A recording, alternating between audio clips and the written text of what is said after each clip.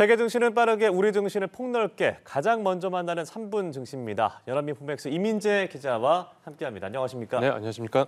네, 먼저 간밤 미국 증시 상황부터 정리해 주시죠. 네, 지난밤 미국 주식시장은 상당히 약한 모습을 보였습니다. 네. 종가를 살펴보면 다우지수는 1.35% 급락한 38,596.98포인트의 거래를 마쳤습니다. 하루에만 500포인트 넘게 빠졌는데 작년 3월 이후 가장 큰 낙폭입니다. 그리고 S&P 500 지수는 1.23% 내린 5,147.21로 마감했고 나스닥 지수도 1.40% 하락한 16,049.08포인트의 거래를 마쳤습니다. 간밤 주가가 급락한 이유는 크게 두 가지였습니다. 하나는 미국 중앙은행인 연방준비제도 당국자들이 통화 긴축적인 발언을 내놓은 거였고 다른 하나는 중동 지역의 지정학적 위험이 커지면서 안전자산 선호 심리가 짙어진 거였습니다. 네, 뉴욕 증시가 우리 시간으로 2시에서 2시 반 사이에 좀 낙폭을 크게 키웠더라고요. 미니애폴리스 염준 총재의 발언이 좀 이유가 됐다고요. 네, 그렇습니다. 바로 올해 금리 인하가 굳이 필요하지 않을 수도 있다는 내용의 발언이 나왔는데요. 네. 구체적인 발언을 살펴보면 닐 카시카리 미니애폴리스 총재가 인플레이션이 둔화하지 않고 계속 횡보하면 금리 인하를 할 필요가 있는지 의문이 들 수밖에 없다고 말했습니다. 예. 올해 1월과 2월에 나온 물가 지표가 연준 물가 목표치를 계속 웃돌고 있다는 사실을 염두에 둔 발언이었습니다. 그리고 우리 시간으로 오늘 밤 늦게 미국에서 비농업 부문 고용 지표가 나오는데 1, 2월에 이어서 3월까지 깜짝 고용 증가세가 이어진다고 하면 연준이 금리 인하에 신중한 입장을 취할 수밖에 없을 것이란 관측이 나옵니다.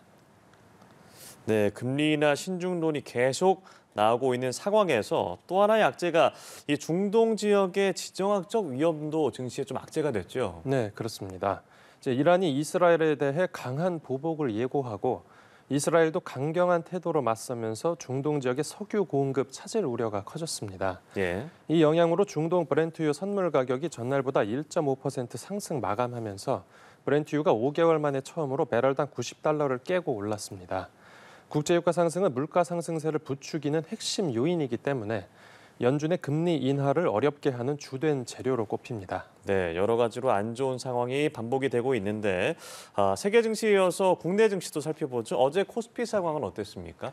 네, 어제 코스피 시장은 꽤 강한 모습을 보였습니다.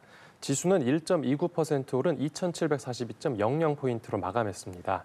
코스피 강세엔 외국인 자금이 전날 이탈했다가 돌아온 영향이 컸습니다. 외국인은 어제 홀로 5천억 원 넘게 대량 순매수하면서 가격을 끌어올렸습니다. 특히 반도체주를 집중적으로 사들이는 모습이 눈에 띄었습니다.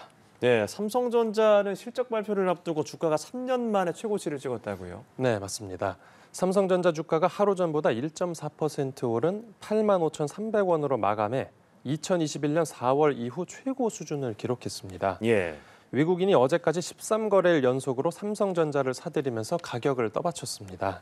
또 대만 지진 때문에 반도체 공급 우려가 커지면서 반도체 가격이 상승할 거라는 전망도 투자 심리를 자극했습니다. 그리고 무엇보다 오늘 발표될 삼성전자 1분기 실적이 시장 예상치를 웃돌 거란 전망이 주요했습니다. 예. 이미 증권가에선 삼성전자 목표 주가를 올려잡는 분위기도 감지됐습니다. 하지만 실적 발표를 앞두고 미리 가격이 급등한 만큼 실제 성적표를 확인한 뒤엔 차익 실현 매물이 쏟아질 가능성도 있습니다. 네, 10만 전자 기대하는 분들 많을 텐데 실제 성적 어떻게 나올지도 지켜봐야겠습니다. 다른 주요 종목들의 흐름은 어땠습니까? 네, 삼성전자에 이어서 SK 하이닉스도 5% 가까이 급등의 장을 마쳤습니다. 예. 하이닉스가 미국에서 인공지능용 반도체 공장을 짓는다는 소식이 호재로 작용했습니다. 또 최근에 주가가 지지부진했던 저평가주도 힘을 냈습니다. 어제 반발 매수가 들어온 영향인데 일명 기업 밸류업 프로그램 수혜주로 꼽히는 현대차와 기아가 각각 4%대 상승률을 기록했고 또 금융업종도 대부분 오름세를 나타냈습니다. 반면에 약세를 보인 종목으로는 카카오가 눈에 띄었습니다. 예. 카카오는 3거래일 연속 하락한 끝에 5만 원 선이 무너졌습니다. 또 국제유가가 급등한 영향으로 항공주도 일제히 내렸습니다. 네, 그럼 끝으로 오늘 코스피 전망도 짚어주시죠.